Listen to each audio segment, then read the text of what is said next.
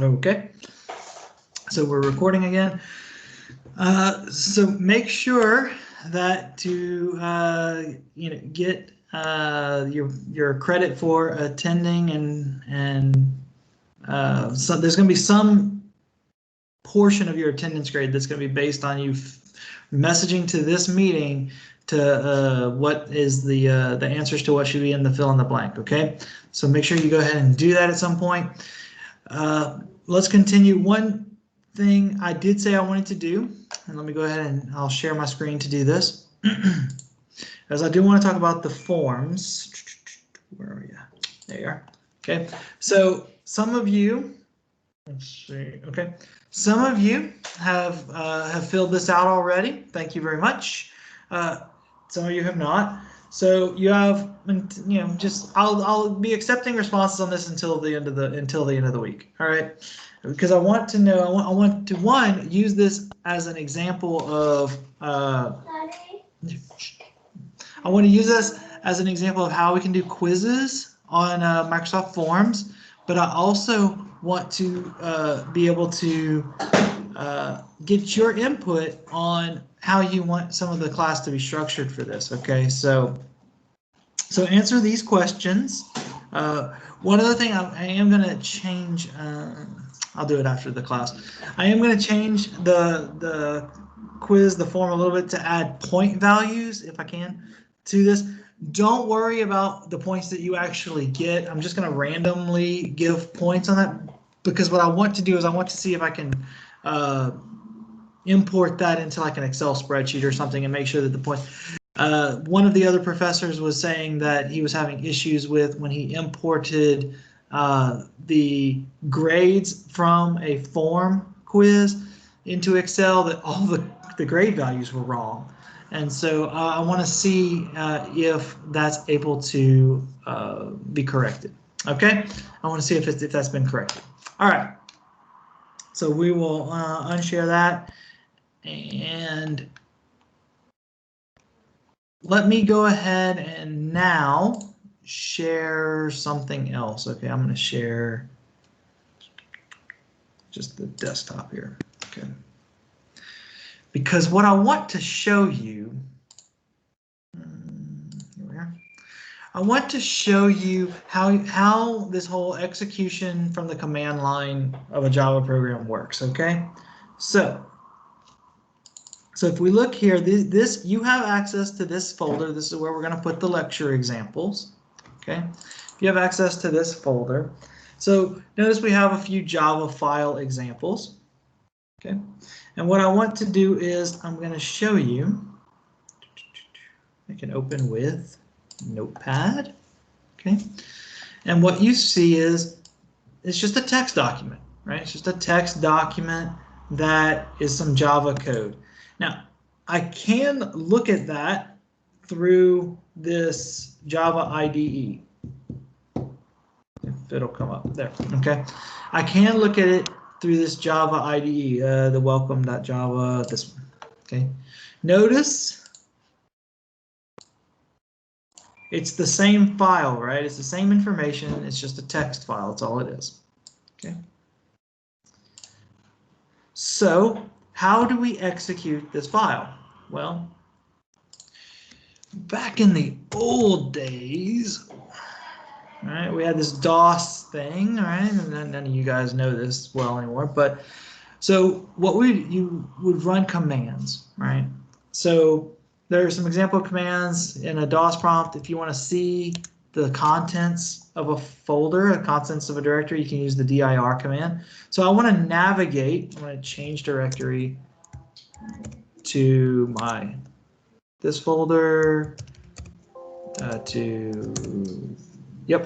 that folder, change directory to the lecture examples folder, change directory to chapter 1. And if we look at what's in there, okay, notice here, these files that are the same as what's right here, right? Notice these files, they're the same, right? Okay. So now that I'm in this folder, I can compile, and unfortunately I can't make this any bigger, I don't think. Oh, I can, good. Okay. So I want to compile a Java file. So I compile it using the Java C command, the Java compile command. So compile welcome dot Java, and then I hit enter, and I wait, and now it didn't show me anything. What did it do? Anything? Yeah, look, we have this file now. Now, if I were to open this and look at this file in Notepad, that's weird. What is that? That doesn't make any sense to me, right? What has happened is we have compiled the text of this Java file into something executable using a JDK, using a JRE, Java Runtime Environment. All right, so this, I could send this file, this class file, I could send that to you right now, and even though you don't have this file, you could run this one. Okay, so to see it here, if we see what's in the directory here, notice there's this .class file that's here now. Okay, so how do we run a program? The Java command. Now, the difference, besides the command name being different, that it's Java without the C, Java, we also don't have to type in the .class, okay? We don't do that, okay? We know that when we run Java with welcome, what's going to happen is the Java command is going to look for a welcome.class file. Okay? It's going to look for a welcome.class file. It's going to go into that class file and it's going to look for something that represented this, right? This main method. Okay? So when we run it, what's going to happen?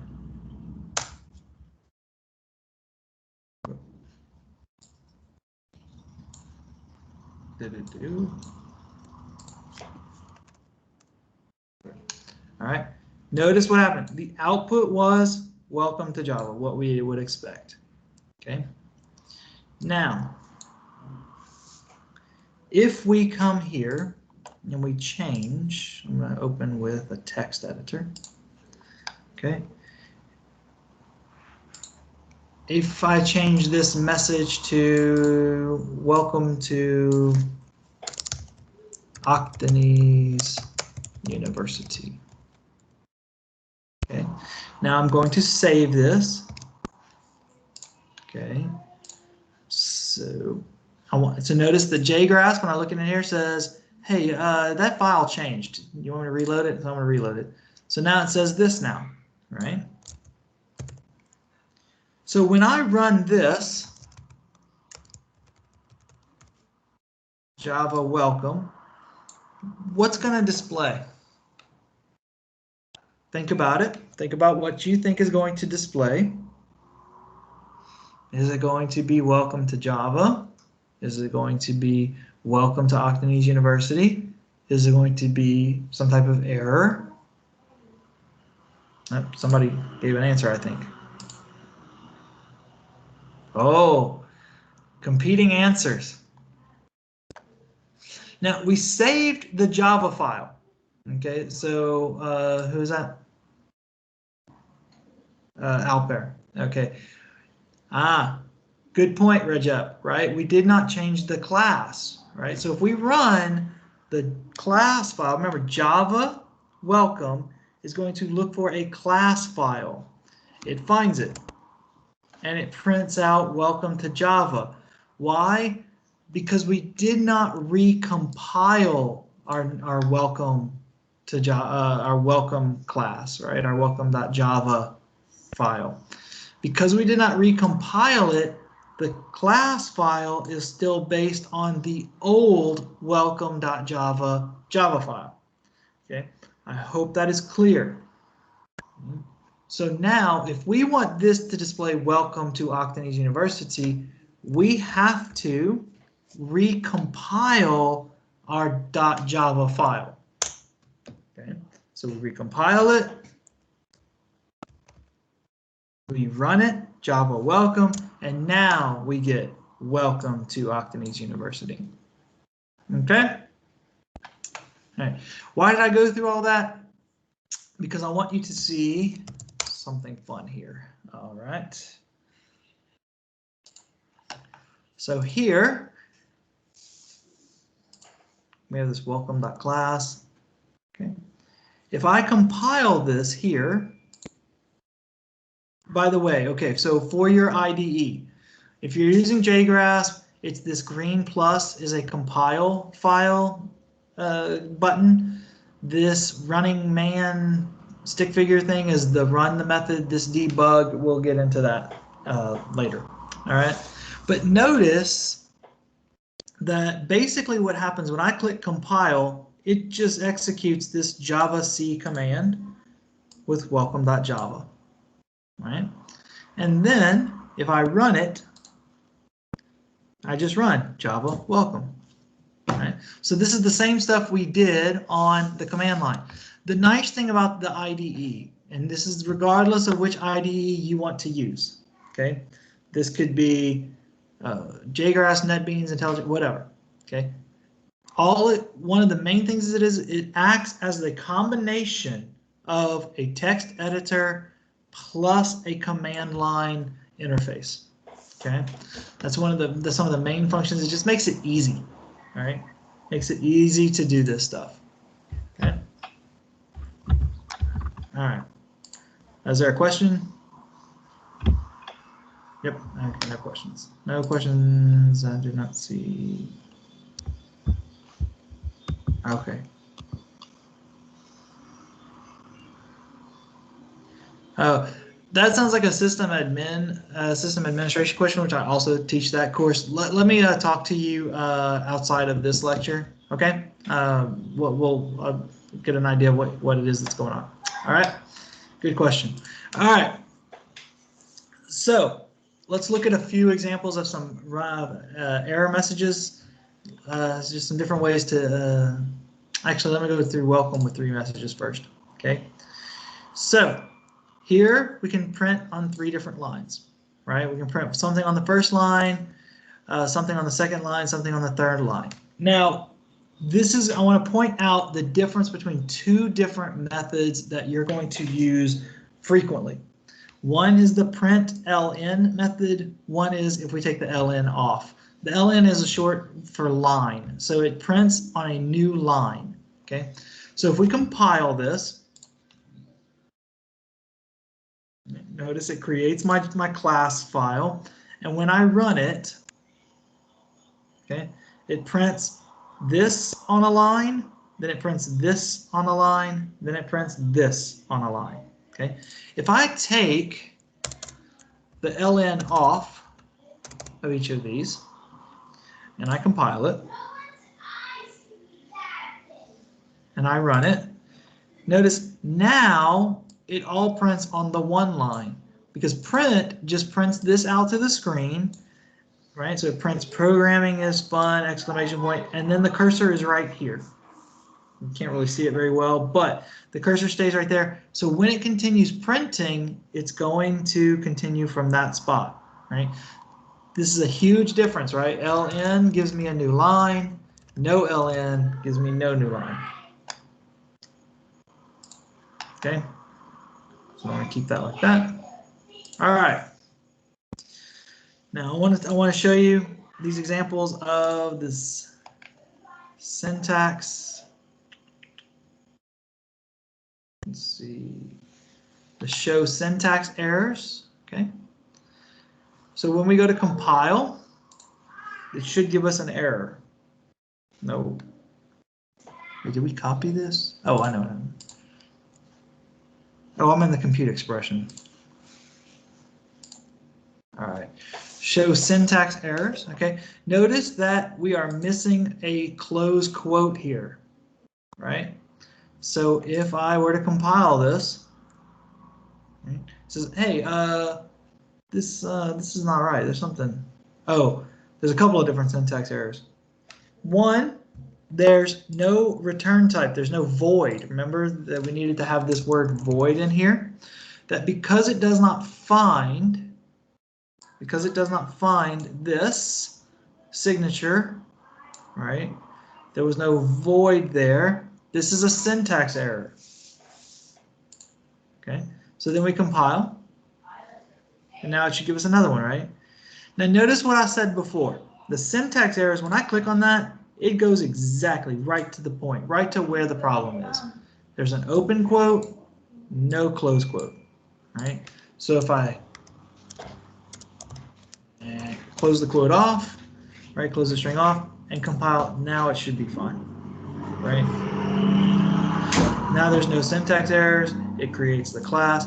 Oh, one thing I do want to show you again, let me delete this and then you can see, yep, see what, because if I go back to the way it was before, if I save it, if I try to compile this, notice the compiler errors, there's no .class file that gets created, okay?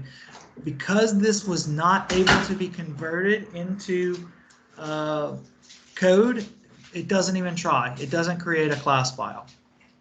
Okay. All right. So now let's look at this second type of error, the runtime error. I'm going to compile this.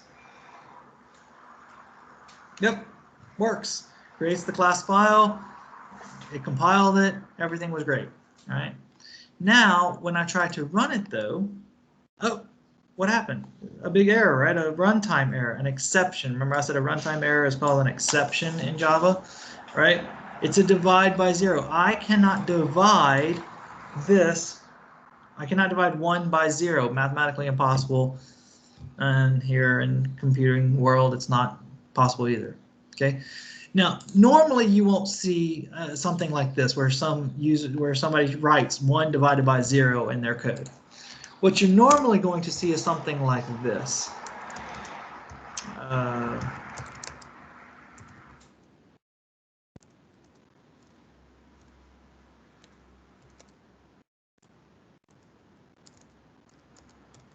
think that's the right names for this.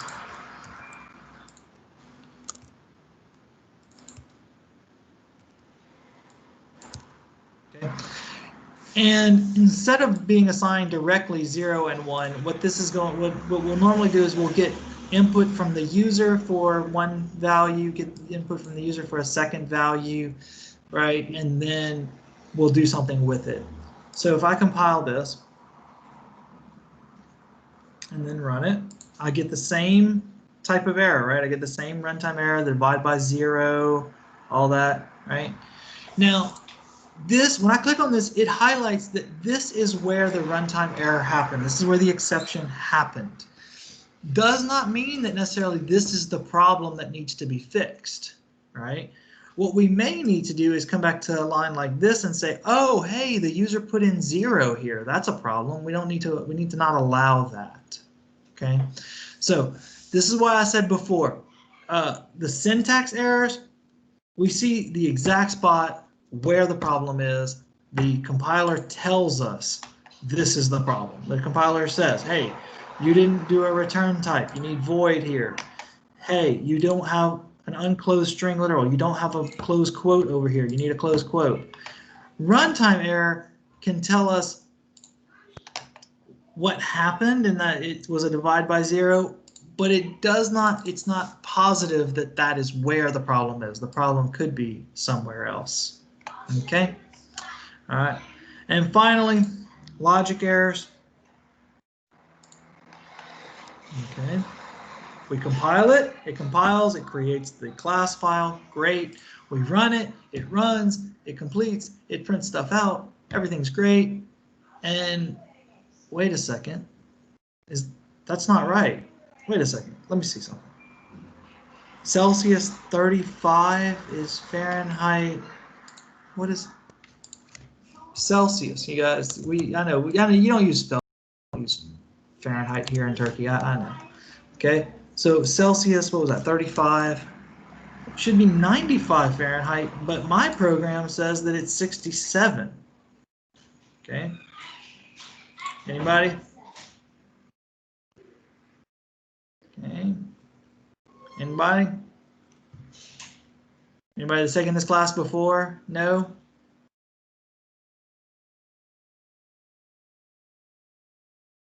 No? Okay. This is something that we're going to go into a little bit more in depth later, but in Java, we have what we call integer division. Okay. So what happens is that this should be 9 divided by 5 should be 1.8, right? But because 9 and 5 are both here as what we call integers, whole numbers with no decimal points, then what happens is integer division happens, and instead of 1.8 coming out of this, what happens is 1 comes out of this. So it becomes 1 times 35 plus 32, which is 67, right? So there's a simple fix if we do that.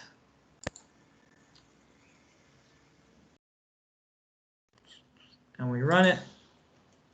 Now we get the correct answer of 95. Now notice what I said before. This is there's no compiler error because the code compiles. There's no runtime error because the code runs to completion. The problem is the logical error because we get incorrect results. Okay. Somebody have a question?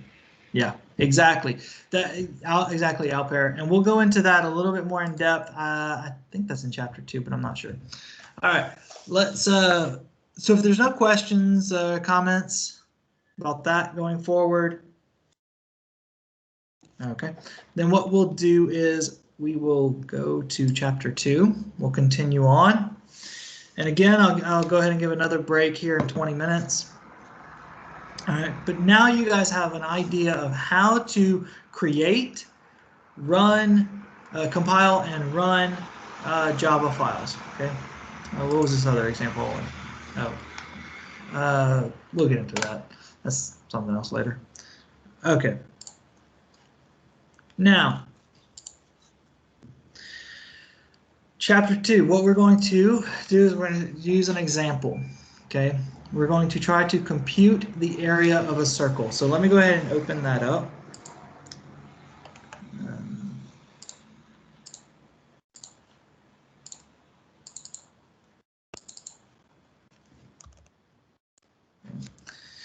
Okay, so now what we have is we're going to have, this is our code, okay, and if you have access to these files on the SharePoint, then go ahead and you can look at them on your own computer at the same time, right? And we can talk through some of this. All right, so let's trace through what's kind of going on. I know this is going to be a little bit harder to see than I would like than if we were in a classroom environment with this on a big screen at the front. Okay, so what happens when the program sees a line like this, double radius? Now, double is a variable type that means decimal number, like a floating point number, like 1.5, 3.6, 4.0. These are all types of double numbers. Okay, it's called a floating point. All right, so what happens is that a memory space is allocated, obtained, is a memory space is gotten for this variable, but no value is put in there yet. Okay, so then we do the same thing with area, where we get just this memory space is there, but there's no value there. Okay. So then we can assign a value. So we assign a value of 20 to the radius. Okay, so now this value gets put into that memory location. Here, this calculation happens. It's radius times pi, right? And we take that value and assign it to the area, to the value for the variable for area, for the memory space that was allocated for the area variable. Okay, this is how we assign values. We use a single equal sign to take the value on the right and assign it to the variable on the left, not the other way around. If we try to do this the other way around, 20 equals radius, for example, we will get a compiler error. Okay. Same thing here. The result, we calculate this right-hand side. We then assign that to the thing on the left side of the equal sign. Okay. If we think of variables as being like containers, right? So we create a container for radius. We fill that container with a value. So like if we had a coffee cup and I put coffee into the coffee cup, all right? Then when we see that variable again later on the right-hand side of the equal sign, we use what is in that container. So here, 20 gets replaced for radius, 20 gets replaced for radius, and then pi. So we calculate that, 20 times pi, and then we use that value to fill the container on the left. Okay? So if the variable is on the left, we are filling the container. If the variable is somewhere on the right, we are using what's in that container. Okay? So here, the area for the circle of radius is area. Right? So we use the value that's in the container. We use the value that's in the container. We display, and we are done. Okay, so let's take a look at that example. Where are you? Yeah. Okay, so let's take a look at that example here. What I'm going to do is I'm going to show you the debugger here too while I'm at it. Okay. Oh, I can't stop there actually, because it's not really thing. Okay, so we create this variable radius and this variable area. I'm stopped here at this line. When I step over this line, notice it does this. It assigns that value of radius, assigns the value of 20 to radius. Okay, so here I can see this thing that's going on. Now when I step here, what's going to happen is this line is going to be executed. This value will be calculated and assigned to this variable right here. Okay. So now I have a container called radius that has this value in it. I have a container called area that has this value in it. So now I can display to the screen my information. The area for circle of radius of 20 is this. Now, you might sit here and say, well, wait a second. Why didn't we just do the area for circle radius 20 is, 20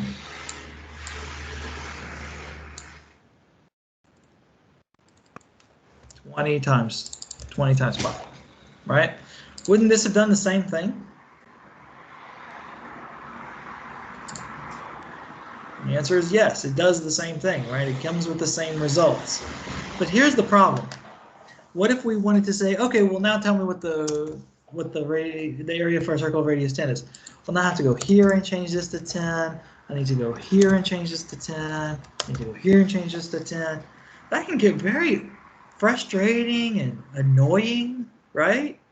So if we use a variable instead,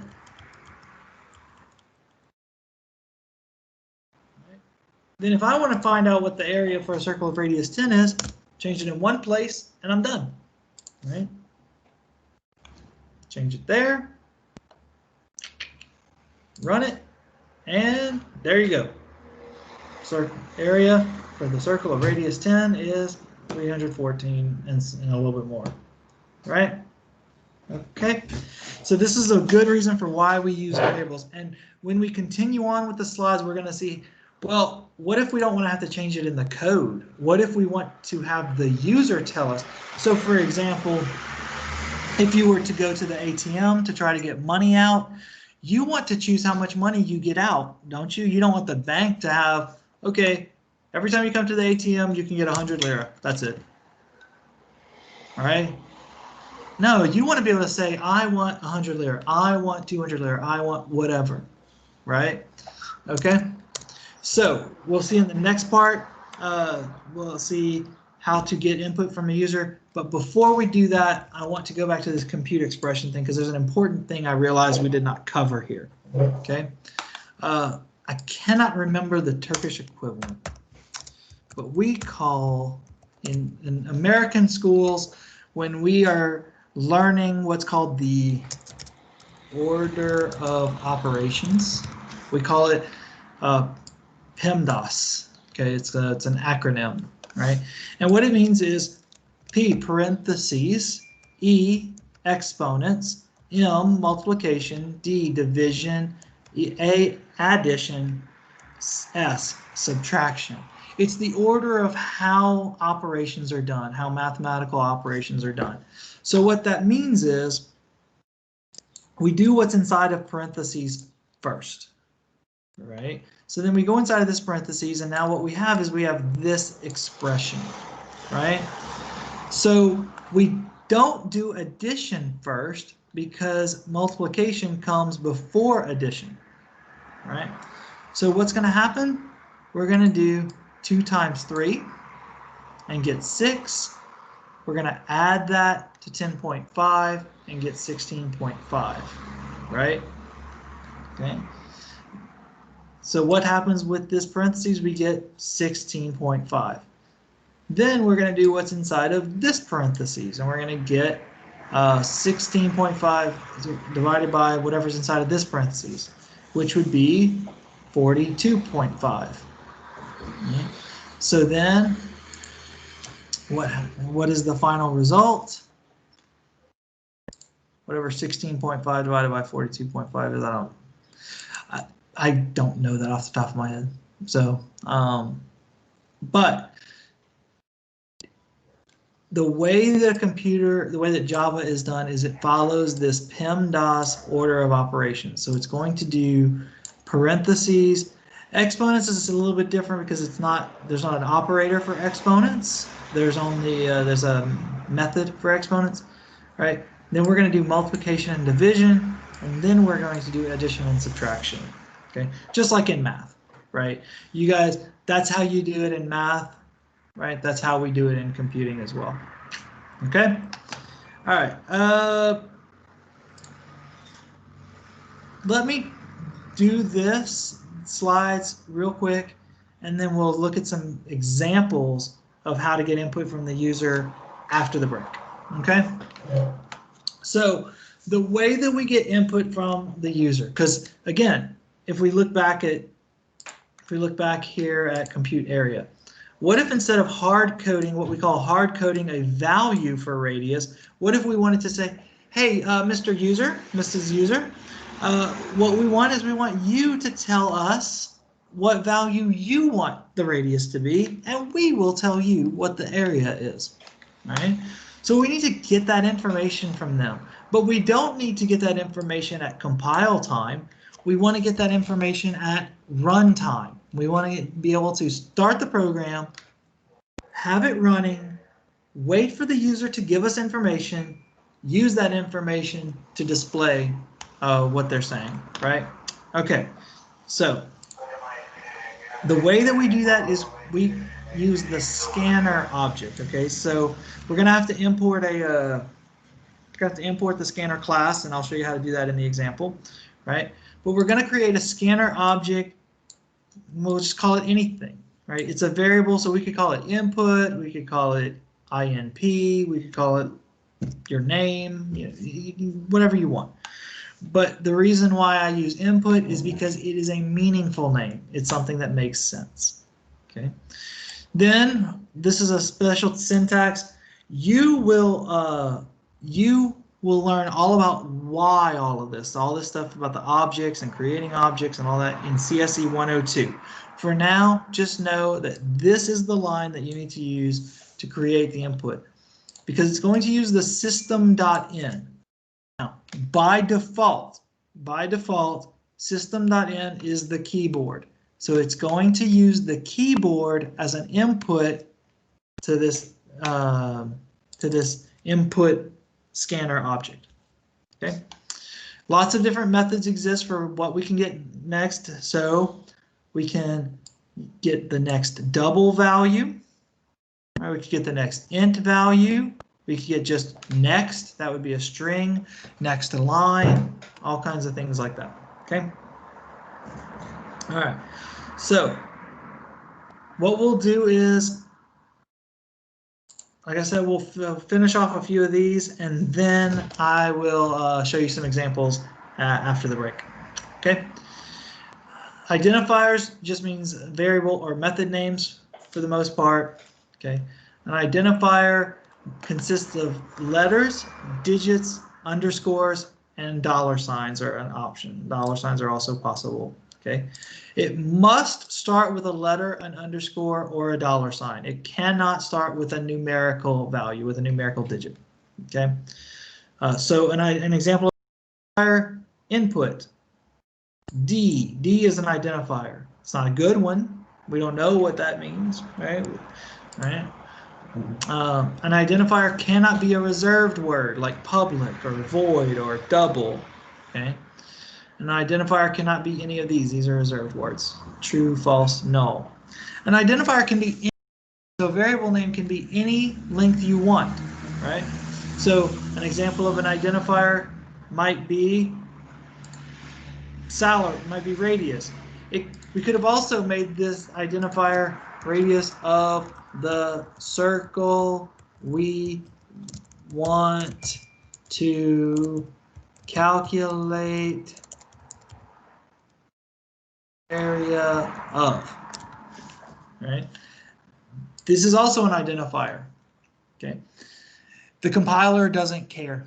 The compiler doesn't care if we use this or if we use this, right? Who cares whether we use this or this?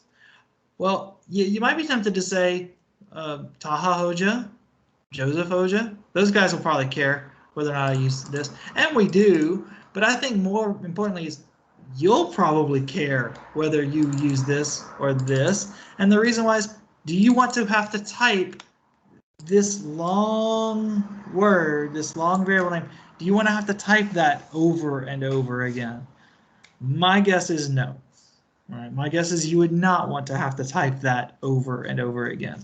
Right? So we want to keep them short, not because there's any rule to keeping them short. The compiler doesn't care. Right? But short enough that it's easy to type because you may have to use it multiple times here, for example, here, here, here, right?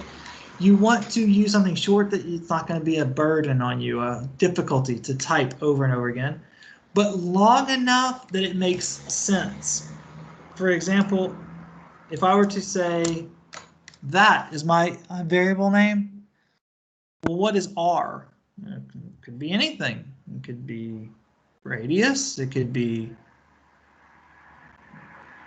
lots of things. I don't know of anything else because I'm thinking only in circle here, right? But it could be lots of different things. Okay. So radius tells us something about what that variable is for. Okay. So some examples here: radius, area, right? Okay. So if we set the radius value to something else, we can calculate a new area. Okay. There is a difference. One thing that Java requires is that we declare variables. We have them be a specific type. So an int variable is declared, an integer variable is declared using the int keyword. A double or decimal variable can be declared using the double keyword. Character variable, the char, char or car, either one is acceptable. Right. So this declares variables. What this does is it says, I want to reserve a space in memory for this type of variable, and I want it to be called this. Right. Assignment is different. Assignment is taking a value and putting it into here. Now, it has to be the same type or something that can be cast to the same type. So for example, I can take this and put it into x because this is an integer, x is an integer. I can take this and put it into radius because this is a double variable. Okay? Same thing with the character. This is a character variable. The problem is what happens if I try to put something of one type into a variable of a different type? And we'll see what happens with that when we do the examples in a few minutes. Okay. One nice thing about Java is it allows us to do them both in the same step. We can declare and initialize all in one step. And we can create the memory space for this and assign it a value all at once. Okay. Some named constants, right? Constants, we want them to be all caps, all capital letters. Right? And what this is it's used, constants are useful for values that generally don't change. Okay, so for an example, pi might be something that does not change. The value of pi is not going to change. Now, I would not encourage you to use pi like this. I would encourage you to use this. All right, it's a constant in the math class. For pi, I would encourage you to use that instead. But it's an example of a constant. Another example of a constant might be something like final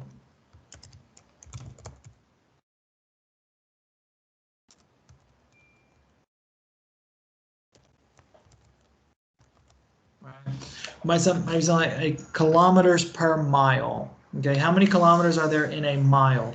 That doesn't change, right? That's not going to change between the start of the program and the end of the program, right? So the final keyword tells us that this is going to have a value and it's not going to change. It's a variable that we're not going to change over and over again, right?